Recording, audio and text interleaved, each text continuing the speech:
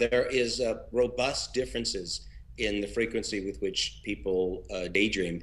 And you can get at that pretty straightforwardly just by asking people, how often do you find yourself daydreaming? How often do you find your mind wandering off from the situation at hand? And people have very differing characterizations of the frequency with which that happens.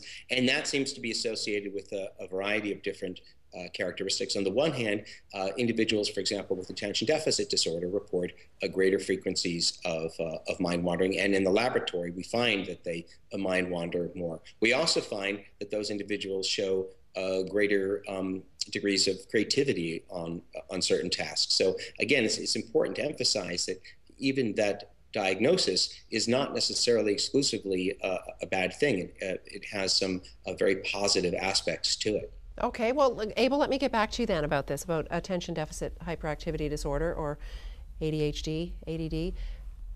Is there a connection there? Is there more mind wandering, and what does that do for a child? Well, I think that the important thing is whether or not the person has this switch that allows to turn on or turn off the mind wandering. Because everything in excess is going to lead to difficulties.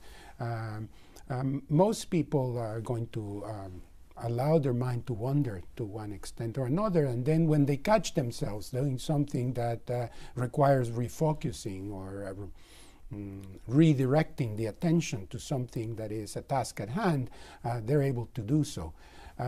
You see, one would want people that have attentional problems to be able to address some of those difficulties in a volitional way with their own intention, but it doesn't always happen, and this is where the difficulties that are associated with attention deficit get manifested in the classroom, in the hockey arena, when driving a car, when riding a bicycle.